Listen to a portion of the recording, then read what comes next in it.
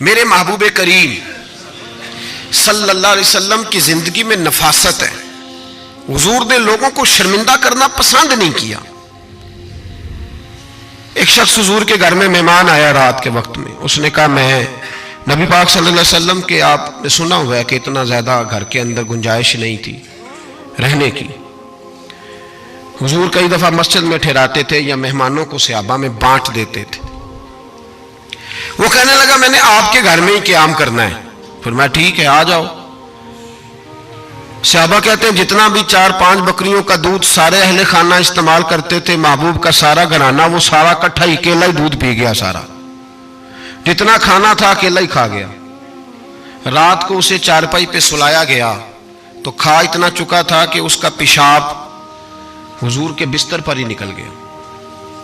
وہ جب آلودہ ہوا تو شرمندہ ہوا، اٹھ کے بھاگ گیا. کسی نے دیکھ لیا تو کیا بنے گا. کہتا ہے میں جب کنویں پہ گیا، جا کے میں نے غسل کیا، کپڑے دھوئے تو خیال آیا میری تو سونے کی انگوٹھی رہ گئی ہے وہاں. اب طبیعت اجازت نہیں دیتی تھی کہ وہاں لوگ کٹھے ہو گئے ہوں گے. یہاں نماز کے دوران اگر کسی کا موبائل بج جائے نا تو پکے نمازی ناراض تو نہیں ہو جائیں گے آپ لوگ؟ جو زیادہ پکے نمازی پکے ان سے نہیں معافی ملتی. وہ جو کچا پکا ہے بیچارہ وہ شاید کسی وقت معافی دے دے. پکے نمازی نہیں معافی دیتے. کہتے تیرا بج کیسے گیا، تو نے سمجھا ہی نہیں. مجھے ایک شخص نے نا ویڈیو دکھائی، کہنے لگا جی تسی بڑی وکالت کر دیا مولویاں دا حال ویکھو. میں ڈر رہا تھا، میں نے کہا پتہ نہیں اب کیا نکلے گا. کہتے میں نے خود ریکارڈ کی ہے. تو میں نے کہا دکھاؤ.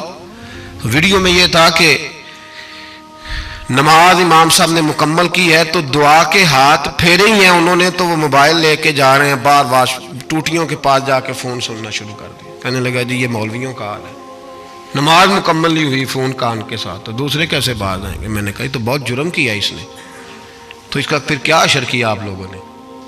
کہتے نہیں آپ کو دکھانے لو. میں نے کہا پاگل آدمی، اس کے گھر سے بھی فون آ سکتا ہے. کہنے لگا نہیں گھر تو مسجد میں ہی ہے، وہاں سے کیسے فون آئے گا. تو میں نے کہا اصل میں تجھے پتہ نہیں، ہو سکتا ہے اس کی بہن نے فون کیا ہو کہ خامن نے 2 تھپڑ مار کے باہر نکال دی ہے. تو وہ ایسا وقت ہوتا ہے جب کھڑا نہیں ہوا جاتا، بات سننی پڑتی. یار معافی نہیں دیتے، ایک ایک جملے پر ایک ایک حرف پر لوگ اعتراض کریں گے، ایک ایک حرف پر کوئی گنجائش ہی نہیں. حضرت سیدنا انس بن مالک رضی اللہ تعالیٰ عنہ فرماتے ہیں ایک صحابی اپنے غلام کو مار رہے تھے تو نبی پاک پہنچ گئے. حضور نے فرمایا اسے معاف کر. اس نے کہا کتنی بار؟ ایک جملہ نبی پاک نے کہا تو حضرت انس کہتے ہیں میرے وجود کے رونگٹے کھڑے ہو گئے. اسے معافی دے دے. حضور کتنی بار؟ تو میرے نبی پاک نے فرمایا جتنی بار اللہ تجھے معافی دیتا ہے دے نا اتنی بار. وہ اگر تجھے بات بات پہ پکڑے تو تیرا کیا اثر کرے، سوچنا. اور رب زیادہ قادر ہے تجھ پر. ہم شرمندہ کرتے ہیں لوگوں چھوٹی چھوٹی باتوں پر، چھوٹی چھوٹی باتوں پر ہم احساس نہیں کرتے. احساس کی دولت حسن ہے زندگی میں. اور میرے رسول کا کمال یہ ہے کہ دنیا میں آج جتنا بھی احساس ہے یہ سارا میرے نبی کا دیا ہوا ہے. احساس جتنا بھی اس وقت ہے یہ سارا میرے رسول کا عطا کردہ ہے. اب میرے اعلیٰ حضرت فرماتے ہیں لوگ دنیا میں گزرتے ہیں نا، لوگ گزرتے ہیں تو وہ جدھر جدھر سے گزرتے ہیں نا وہ بستیاں اجاڑتے جاتے. بادشاہ عرب کے بستیاں اجاڑتے تھے. اعلیٰ حضرت فرماتے ان کی مہک نے دل کے غنچے کھلا دیے. وہ جو جس راہ چل دیے ہیں کوچے بسا دیے ہیں، بس جب آ گئی ہیں جوش رحمت پہ ان کی نظریں جلتے بجھا دیے ہیں، روتے ہنسا دیے. یہ کمال تھا میرے رسول پاک صلی اللہ علیہ. وہ شخص کہتا ہے میں انگوٹھی سونے کی رہ گئی تو دل میں خیال یہ تھا کہ واپس جاؤں گا تو وہاں تو حالات ہی بڑے گڑبڑ ہوں گے، لوگ اکٹھے ہوں گے، شرمندگی ہوگی، میں پیشاب کر رہا ہوں بستر پہ، حال بڑا سخت ہوگا، اتنے لوگوں کا سامنا کیسے کروں گا. لیکن مجبوری تھی، انگوٹھی سونے کی تھی، بڑی قیمتی تھی. کہتے ہیں اس انگوٹھی کی مجبوری نے مجھے شرمندگی کا سامنا کرنے پہ مجبور کیا. اور جب میں آ کے حضور کے کمرے کے باہر کھڑا ہوا تو وہاں تو کوئی بھی نہیں تھا. اللہ کے رسول نے بالٹی میں پانی رکھا ہوا تھا اور میرے پیشاب پر پانی بہا رہے تھے. خود رسول پاک فرماتے ہیں حضور پانی بہا رہے تھے اور جب میری طرف دیکھا تو محبوب نے مسکرا کے فرمایا غسل کر لیا آپ نے؟ آپ کو تکلیف ہوئی جب انسان کا معدہ کمزور ہو تو ایسی چیزیں ہو جاتی ہیں، فکر نہ کریں، بیٹھے میں ناشتہ لاتا ہوں۔ کہتے ہیں حضور کے جملے تھے کہ طوفان تھا، وہ حضور کی گفتگو تھی کہ میرے اندر کی ہر چیز بجھاتی جا رہی تھی۔ تیری پہلی نظر کا وار توبہ، دل اب تک دعائیں دے رہا ہے۔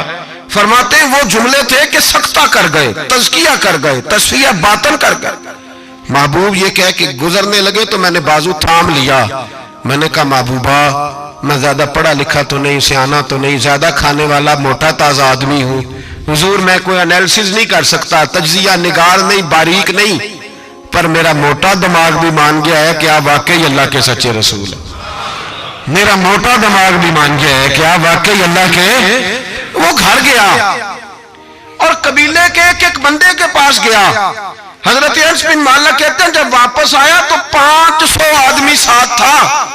کہنے لگا سونیا میں اکیلا نہیں آیا، ساری برادری سارا قبیلہ لایا ہوں اور سب کو میں نے بتایا ہے کہ دنیا میں جسے میں دیکھ کے آیا ہوں ایسا تم نے کبھی نہیں دیکھا ہوگا، جس کی میں زیارت کر کے آیا ہوں ایسا نہیں تم نے دیکھا ہوگا۔ تو محبوبہ ہم سارے آئے ہیں، پڑھائے کلمہ، ہم بھی آپ کے غلام بننا چاہتے ہیں۔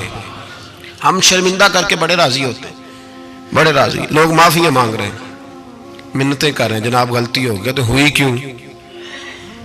میں تو ایسا ہوں، میں نے تو کبھی نہیں کی، میری مثال دیکھ لو، میں تو، لوگ فوراً دلائل دیں گے۔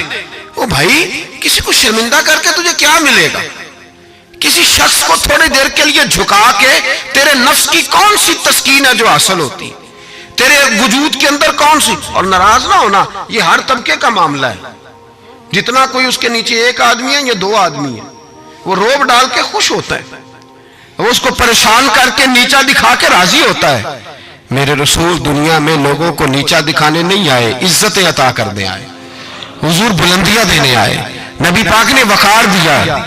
میں کبھی کبھی پریشان ہو جاتا ہوں جب لوگ آ کے کہتے ہیں نا بچی کی شادی ہے، تعاون کریں کرائیں، تو ایک سوال ذہن میں آتا ہے کہ کس پہلو سے تعاون کریں؟ بچی کی شادی پہ کھانا پکانا فرض ہے؟ بولیں تو صحیح، سنا کبھی جہیز دینا؟ کس چیز کا تعاون کریں بتائیں؟ کرنا چاہیے۔ میں اپنی بساط بھر دوستوں کی توجہ دلاتا ہوں کہ یار یہ ضروری ہے، اس کے ساتھ تعاون کریں، لیکن سوال میرا یہ ہے کہ اس میں فرض کون سی شے ہے؟ وری دینا فرض ہے، زیور ڈالنا کس بات کی؟ تعاون کس بات کا کرائیں؟ اگر کوئی ہم سے اس کا شرعی تقاضا پوچھے تو کیا جواب دیں اس کو؟ میرے پاس کوئی استفتاء لے کے آتا ہے تو میں کیا جواب دوں گا؟ اس میں کون سی شے ضروری ہے؟ پھر اگر آپ ناراض نہ ہوں تو فکرہ کہہ جاؤں، دل کرتا ہے بچی والوں سے تعاون نہ کرے، بیٹے والے جو غریب مسکین جہیز کے پیچھے بھاگا